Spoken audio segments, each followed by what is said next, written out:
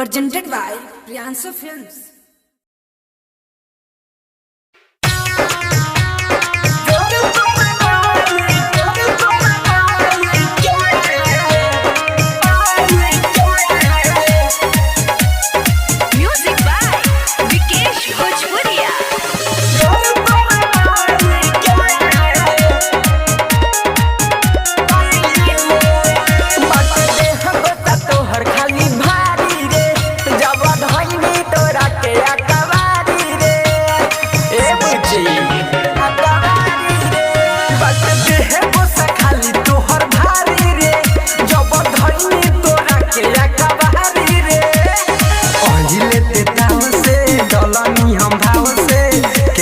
सुख गईले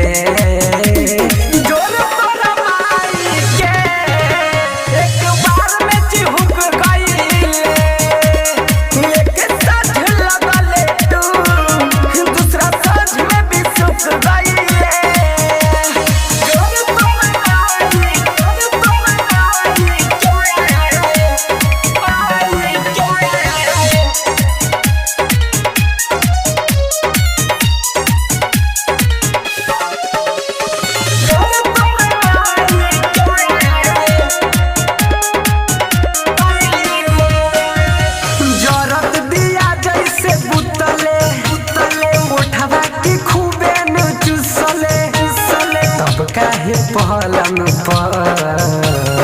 ओहलम धके रोले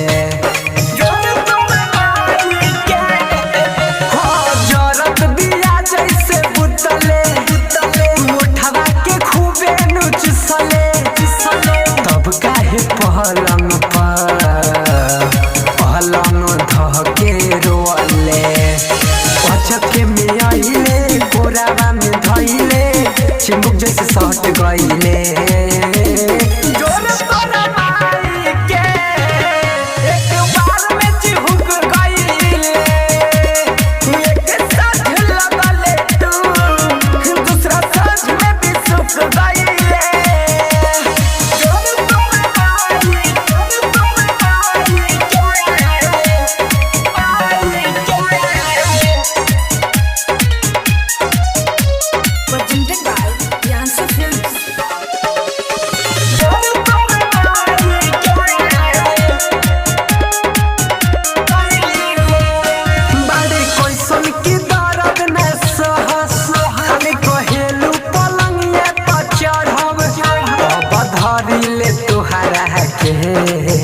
काहे भागेल तू छनक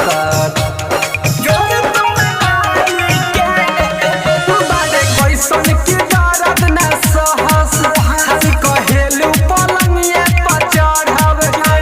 बधरिले तोहरा के काहे भागेलू तू छनक अमित अकेला से करता रे खेला और इसके भूल गईले